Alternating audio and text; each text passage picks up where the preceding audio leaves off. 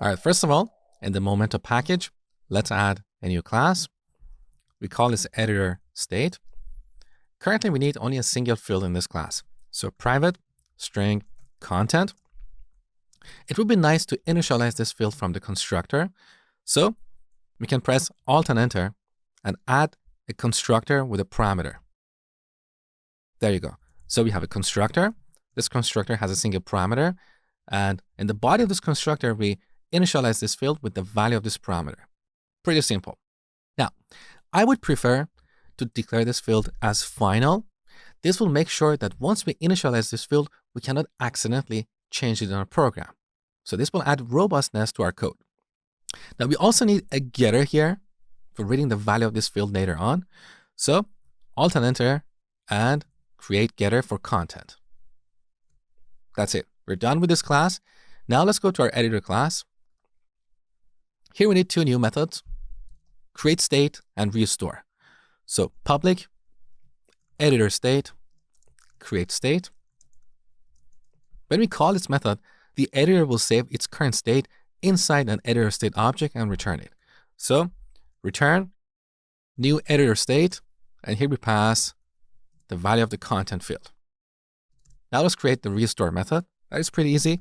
Public void restore. We give it a state object. And here we set the content field to state.getContent. As simple as that.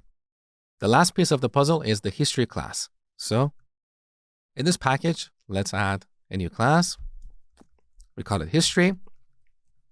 Here we can use a stack or a list. I don't want this course to be very Java specific, so I'm going to go with a list.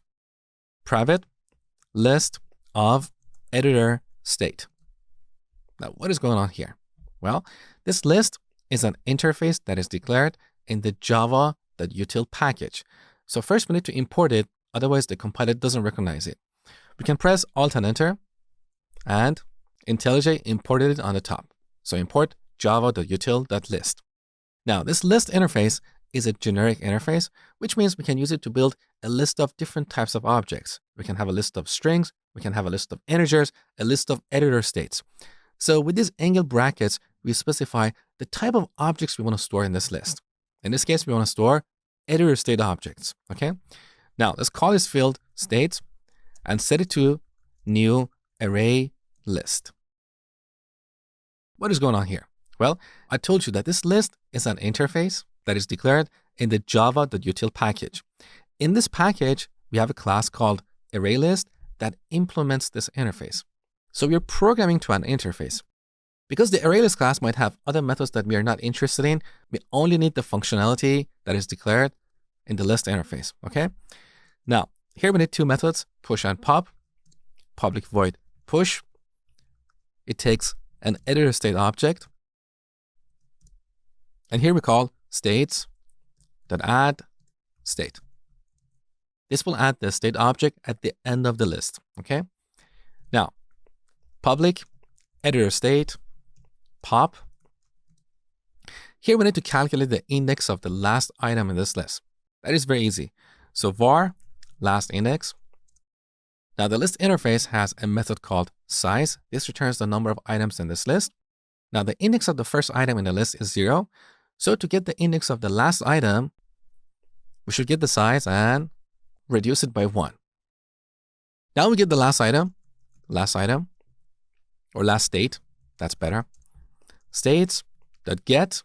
With this, we can get an item at a given index. So let's get this item.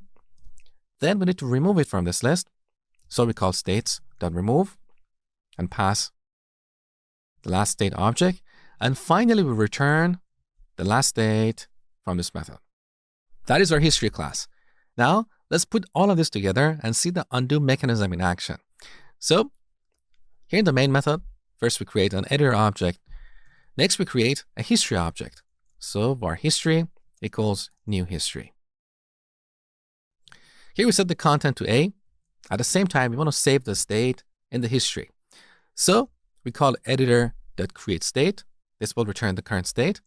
And we'll add it to our history. So we call history.push with this object. As simple as that. One more time. we set the content to B, and right after that, we save the state in the history. Next, we set the content to C. Now here we can undo. So we call history.pop. This will return the previous state, and then we'll give this to our editor. So we say, hey, editor, restore yourself with this state, like this. Now, if we print the current state of the editor, it should be B. Take a look. So print editor.getContent. Take a look. We get B. If you undo one more time, we're going to see A. So let's duplicate this line. Now run. There you go. So this is how we implement the memento pattern.